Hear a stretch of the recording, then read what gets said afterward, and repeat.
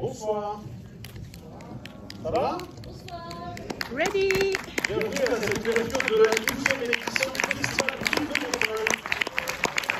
J'appelle à notre la vice-présidente de culture Reste Ensemble et maire adjoint de la culture de la ville de Montreuil, Alexis Lorca. Et le président de la Pierre en Méliès, Raphaël Babier.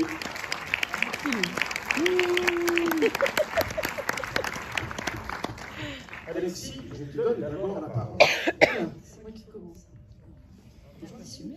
Mesdames et messieurs, bonjour et bienvenue au cinéma Le Méliès. Et tout d'abord, la première chose à faire, c'est de remercier l'équipe du Méliès et Rancaro Méliès, aussi l'association Rancaro Méliès, qui est à l'initiative de ce film, qui pendant longtemps a été porté par Rancaro. Donc déjà, merci beaucoup à vous. Et puis je voulais vous dire aussi que vous êtes dans le plus grand cinéma d'art et d'essai de France. Du monde. Voilà. Donc du monde. Et c'est également celui qui programme le plus de films, c'est-à-dire celui qui fait la part la plus belle à la diversité. Et tout en étant... Ouais. Et tout en étant dans cette diversité incroyable, c'est celui qui fait le plus d'entrées aussi. Donc c'est quand même quelque chose qu'il faut souligner. Et puis une petite chose encore dans les chiffres, dire que depuis la période Covid, la filière nationale a chuté de moins 15%, hein, cette année on est à moins 15%, alors c'est pas du tout pour s'en réjouir, mais de dire que les cinémas d'Est Ensemble, eux, pendant ce temps-là, sont à plus 18% de fréquentation. Donc voilà, le cinéma public est une vraie raison d'être. Alors pourquoi ces succès, à mon avis, au Méliès? Eh ben, je dirais c'est la Dream Team qui anime ce cinéma.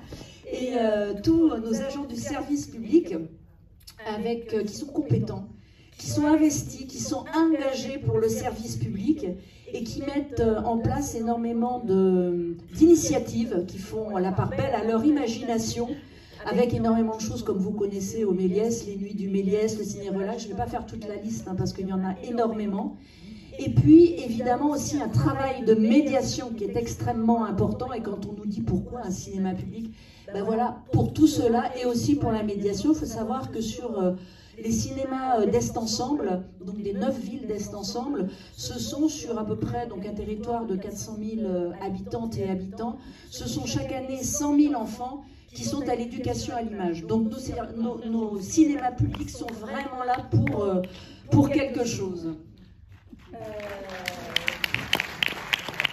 Alors évidemment, quand on a cette conviction que la culture, les arts, le cinéma qui sont donnés, qui sont offerts aux habitantes et aux habitants au plus près d'eux, pour nous ce sont des conditions, et d'abord c'est essentiel, et que ce sont des conditions d'épanouissement, d'émancipation qui sont totalement essentielles, notamment, on dit à chaque fois ça, dans le monde d'aujourd'hui, mais je crois que de tout temps, à partir du moment où le cinéma existait, bien évidemment, je pense que ça, on en est tous convaincus, et on voit aussi avec le Méliès qu'un cinéma qui est populaire, d'art et d'essai et très ambitieux, et ben ça marche. Voilà.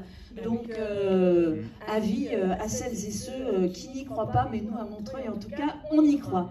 Et le Festival du film de Montreuil donc, témoigne de tout cela. Notamment, je l'ai signalé depuis l'année dernière, une caractéristique vraiment extrêmement intéressante et innovante de ce festival, c'est la diffusion de films étrangers qui ne sont pas encore distribués en France. Et ça, je trouve que c'est dans l'ADN de Montreuil, et c'est vraiment à l'image de notre ville et à l'image de ce qu'on défend. C'est encore une fois la diversité, et la diversité qui a le plus de mal à s'imposer. Et je pense que c'est vraiment la démarche et aussi l'un des objectifs d'un cinéma public. Et merci à vous d'avoir eu cette idée et de la mettre en œuvre. Et puis, bien évidemment, on le voit aussi dans cette édition, Montreuil est une ville féministe et qui déclare être féministe et qui l'assume totalement. D'ailleurs, nous sommes en plein dans les journées du matrimoine, et les journées du matrimoine à Montreuil, c'est 15 jours. Donc ça a débuté il y a plus de 10 jours et on va finir ce week-end. Et on le voit dans cette édition, donc on est très heureux et très fiers de cela, c'est la place qui est donnée aux femmes, aux œuvres des femmes, à la parole des femmes dans ce festival, avec l'invité d'honneur Noémie Merlan, qui est d'ailleurs montreuilloise, hein, je crois, donc voilà, on ne va pas le cacher. Et puis la diffusion du film, c'est samedi je crois, de Judith Godrèche aussi. Donc tout ça est extrêmement important. Et puis ce soir, tout à l'heure, donc on va avoir Dominique Moll. Dominique est un homme, pour celles et ceux qui ne le sauraient pas. Non mais t'as un prénom quand même, voilà. Et puis nous avons donc Louise Courvoisier, qui est, je crois, là-bas. Voilà. Et donc, encore une fois, place faite aux femmes, et nous y tenons énormément, nous, d'un point de vue politique, et nos équipes sont convaincues aussi et le mettent en œuvre. Tout ça évidemment est rendu possible, on a une petite volonté politique quand même un peu, voilà, et qui va parfois, enfin beaucoup même, dans les temps qui courent à contre-courant, mais c'est pas grave, parce qu'on est soutenu par les habitantes et les habitants, dont nous sommes finalement une émanation, nous les élus. On est soutenu par vous toutes et vous tous, les usagères et les usagers de nos cinémas, les artistes, grâce à vous, grâce aux cinéastes, aux artistes et aux agents du service public. Donc vive le cinéma, vive les artistes, vive les fonctionnaires, et très bon festival à vous toutes et à vous tous. Merci Alexis Martin. Je précise juste deux choses en réagissant à ton discours. Petit 1, le travail que nous faisons au Méliès de façon globale ne peut pas exister sans une pleine confiance des élus, et sans Patrice Bessac et Alexis Lorca, je pense que ce cinéma ne serait pas du tout à la hauteur où il est aujourd'hui, avec entre autres cette Dream Team qui est effectivement très très investie, y compris dans ce festival. Ce festival existe avec un budget zéro, il existe grâce à la confiance des distributrices et des distributeurs, ce qui est le moment donc c'est Roxane Arnold de Pyramide qui nous offre le film de ce soir. Deuxième chose, sur la section de cinéma du monde, j'attire votre attention pour petit pain sur les deux films autour de l'Afrique, que sont Mario, qui est un portrait documentaire de Mario Leandra, grand révolutionnaire. Mais il se trouve que c'est les Américains qui font des films sur la décolonisation africaine et pas les Français. Il vient spécifiquement, le réalisateur, pour cette séance-là. Donc c'est un événement. Et un autre film autour de l'Afrique sur la question de la migration, qui s'appelle Jeunesse italienne. Et là aussi, le cinéaste italo-belge sera présent, Mathieu Volpe. Et j'indique simplement que dans les découvertes de cette section et de Cinéma du Monde, il y a un film de République dominicaine. Moi, je n'avais jamais vu aucun film de République dominicaine. Il était à Berlin, il a gagné l'ours d'argent de la réalisation. Il est complètement fou, et aucun distributeur aujourd'hui en France n'a pour l'instant acquis les droits de ce film, tellement on imagine que le film est trop fou pour les spectateurs français. J'ai envie de penser que tout le monde se trompe, et que vous pouvez être digne de ce film et l'apprécier fortement. Ne le ratez pas, parce qu'on est en train de remplir les salles du soir pour les films français. On a très envie qu'il y ait un système de vases communicants, et que les films, y compris de République dominicaine, triomphent au Méliès. Dernière chose, la parole est donnée à Ralph Eltabé pour Rancard au Méliès, notre partenaire historique. Merci Stéphane.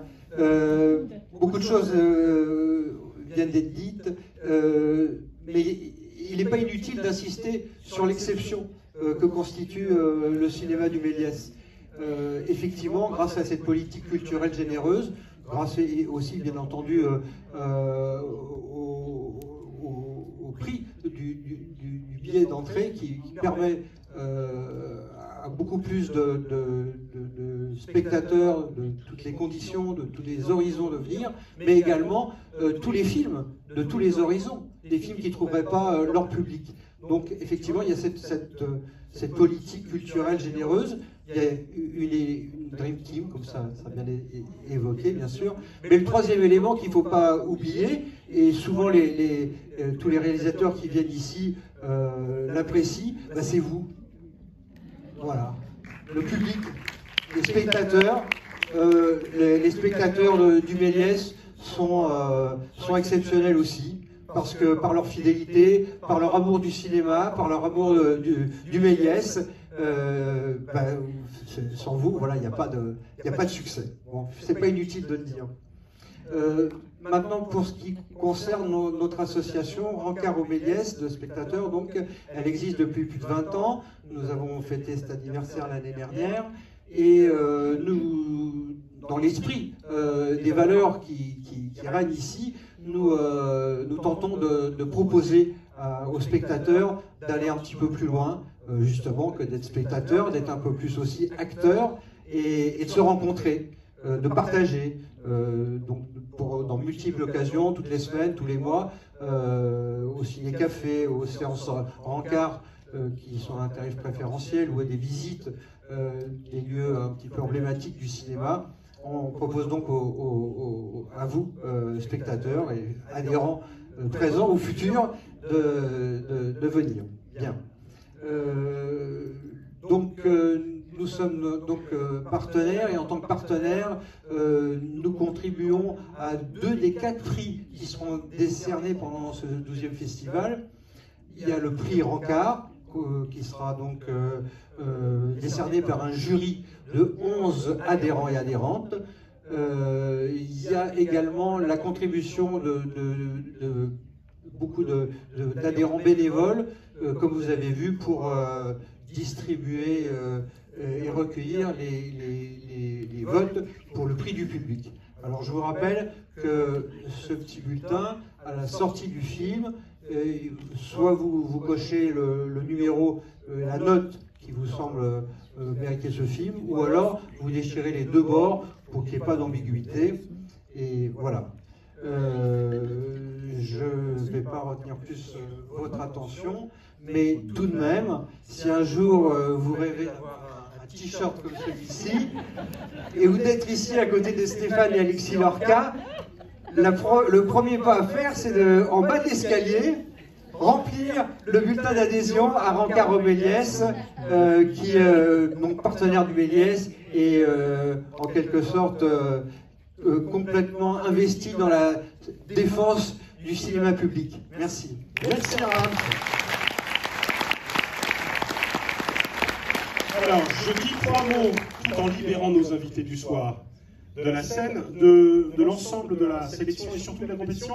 Je pense que nous avons l'une des plus belles compétitions depuis 12 ans. Moi, dans les 12 films que vous allez voir en compétition, il y a 5 ou 6 des films qui vont être dans mon top 10 de l'année. Et donc d'avoir sur une période d'1 semaine tous les cinéastes de ces films-là présents, et qu'un jury soit obligé de s'arracher les cheveux pour savoir quel est le meilleur film entre 20 dieux, Miséricorde, All We Imagine As Lights, Grand Prix du Festival de Cannes, Flo, film d'animation sidérant, et je passe pour les autres, on n'en oublie aucun. Je pense que ça va être un enfer, ce jury. Je vais leur souhaiter bonne chance, et on est évidemment extrêmement fiers de vous proposer l'ensemble de ces titres. Il y a d'ailleurs pas mal de titres de la société Pyramide cette année. Ils ont tué le Festival de Cannes en ayant tous les meilleurs films, on n'y peut rien. Et donc, comme on n'a pas de règle d'équité, on a pris vraiment les films qu'on avait envie de vous faire découvrir. Voilà. Deuxième chose, on a quand même ouvert dès cet après-midi ce festival. C'est une ouverture officielle, mais il y a quand même Michel Gondry qui est venu avec sa fille Maya pour présenter leur film pour enfants. Et voir en particulier Maya, qui doit avoir 7 ou 8 ans, entourée par 15 gamines, et disant à son père « J'ai pas le temps pour la photo, je fais des autographes ». C'était franchement mignon. Voilà. Michel Gondry se mettant par terre pour faire des dessins pour les enfants qui l'entouraient. Franchement, c'était très très craquant. Et c'était assez craquant aussi sur un autre registre d'entendre l'intelligence vive de Noémie Merlan juste derrière parler d'un film qui n'est pas pour enfants, Emmanuel. Et nous annoncer que, comme elle était très contente d'être invitée d'honneur, elle allait rajouter une présence et elle sera aussi là pour présenter sa carte blanche des petites marguerites de Vera Chytilova, dont elle dit que c'est une des sources d'inspiration de son nouveau film que nous présentons samedi soir, Les femmes au balcon. Et donc ce sera suivi de ce dialogue entre Noémie Merlan et Judith Godrèche. Il restait 15 places, je crois, ce soir. Donc si vous n'avez pas encore votre billet, foncez. Amateurs de cinéma de genre, privilégiés. Parce que le film est assez trash. Je le prédis comme ça. C'était en séance de minuit au Festival de Cannes.